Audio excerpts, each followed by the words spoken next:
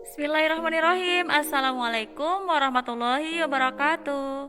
Hai. Welcome back to English Time, students. Kembali lagi di pelajaran bahasa Inggris. Bagaimana semua anak-anak kabarnya? Oke, semoga semuanya selalu dalam keadaan sehat sehingga kita bisa belajar dengan semangat. Jangan lupa sebelum belajar berdoa dulu ya. Well, today's material is about simple present tense. Kita akan bahas mengenai simple present tense ya. Jadi, simple present tense itu apa sih? Anak-anak ada yang sudah mengetahui? Oke, simple present tense adalah tenses yang digunakan untuk menjelaskan suatu kejadian berbentuk fakta atau yang berulang-ulang, yang sudah menjadi kebiasaan. Nah, contohnya bentuk fakta itu kayak gimana sih, Miss? Present tense itu seperti apa? Oke, contohnya dalam bentuk fakta. The sun rises from the east. Matahari terbit dari sebelah timur.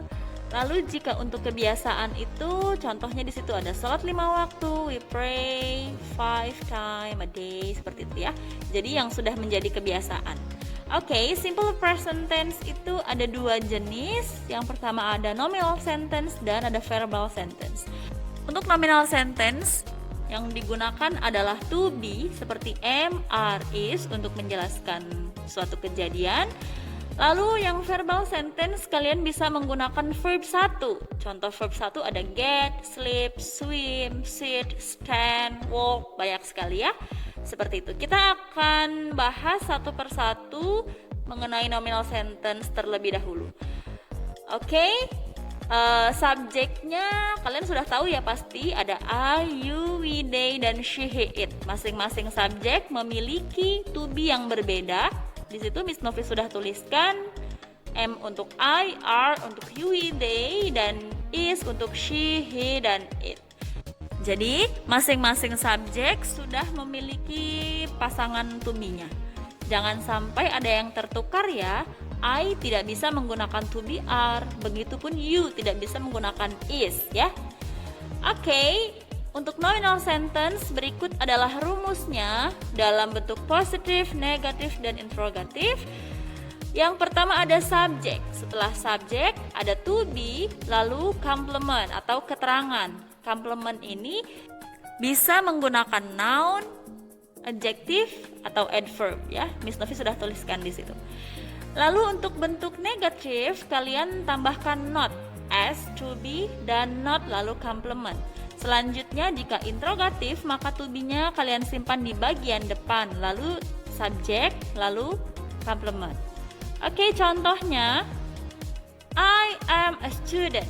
I maka menggunakan to be am. I'm a student. Students itu adalah noun, siswa. Siswa itu masuk ke kata benda ya, kata benda, benda hidup. Lalu dirubah menjadi negatif, I am not a student. Kalian tambahkan not setelah to be. Untuk interrogatif, maka to be-nya kalian pindahkan di bagian depan menjadi am I a student? Am I a student? Seperti itu. Lalu contoh yang kedua, they are my parents. They are not my parents. Lalu are they my parents? Sudah sangat jelas sekali ada subjek, to be, dan complement ya.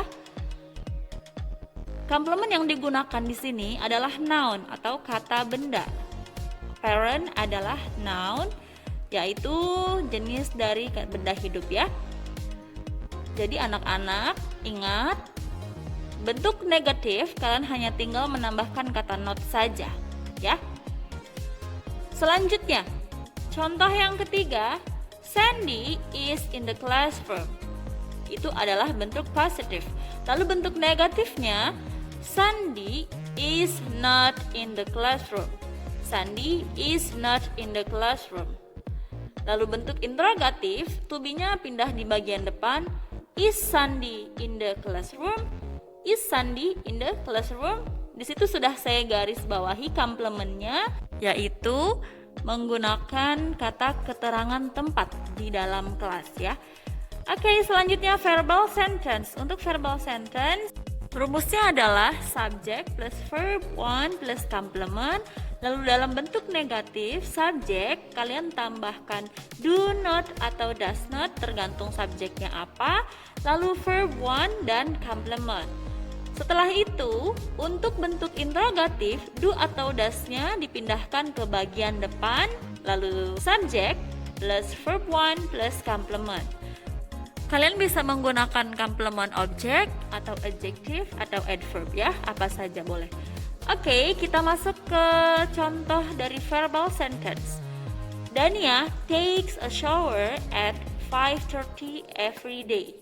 Sudah jelas sekali, ada subjek, lalu verb one dan object. Lalu ada keterangan waktunya juga di situ. Nah, kita garis bawahi dulu kata kerjanya yaitu takes. Kenapa bukan take saja, Miss? Nah, dilihat karena subjeknya adalah Dania itu masuk ke subjek she. Maka kata kerjanya jangan lupa ditambahkan s ya. Oke, berikut adalah contoh selanjutnya. Bentuk positif, they speak English fluently. They speak English fluently. Dalam bentuk negatif, tambahkan do not sebelum verb. They do not speak English fluently. They do not speak English fluently. Dalam bentuk interrogatif, do-nya dipindahkan ke bagian depan, setelah itu subjek. Do they speak English fluently? Do they speak English fluently? Jangan lupa tambahkan tanda tanya untuk bagian pertanyaan ya, karena tanda tanya ini suka ketinggalan. Selanjutnya contoh lain seperti I join English club at school. Dalam bentuk negatif, I do not join English club at school. Dalam bentuk interrogatif, do I join English club at school? Do-nya dipindahkan ke bagian depan. Lalu untuk negatif, kalian tambahkan do not saja atau does not. Karena subjeknya I, maka menggunakan do not. Tapi jika subjek di situ she, he atau it, maka bukan do not lagi, tapi does not ya. Oke, next is summary. Kesimpulannya, simple present tense itu dibagi menjadi dua tipe atau dua jenis. Yang pertama, nominal sentence, yang kedua adalah verbal sentence. Jadi, kalau nominal sentence bisa ditandai dengan to be, pokoknya yang ada to be-nya, seperti I am a teacher atau you are a student. Dan contoh lain, I'm a doctor, seperti itu ya. Untuk verbal sentence, maka yang digunakan adalah kata kerja bentuk pertama. Ingat, kata kerja bentuk pertama banyak sekali ya. Ada see, sit, stand, sleep, walk, study, seperti itu. Jadi yang digunakan adalah kata kerja pertama, bukan kedua atau ketiga ya nak. Oke, now welcome to the evaluations. Ini sudah waktunya evaluasi. Dan evaluasinya seperti biasa akan dibuka pada jam 11:10. The evaluations will be start at 10:11. Jadi silahkan persiapkan terlebih dahulu dan catat materi-materi yang sudah disampaikan. For more information, please ask to the teacher. Jadi jika ada pertanyaan mengenai materi, silahkan tanyakan ke saya melalui grup ya. Dan jika ada pertanyaan mengenai materi-materi sebelumnya yang belum kalian pahami, silahkan langsung ditanyakan karena sebentar lagi kita akan menghadapi PTS ya. Baik anak-anak, please prepare yourself for the evaluation. Good luck for you. And this is the end of our learning today. See you.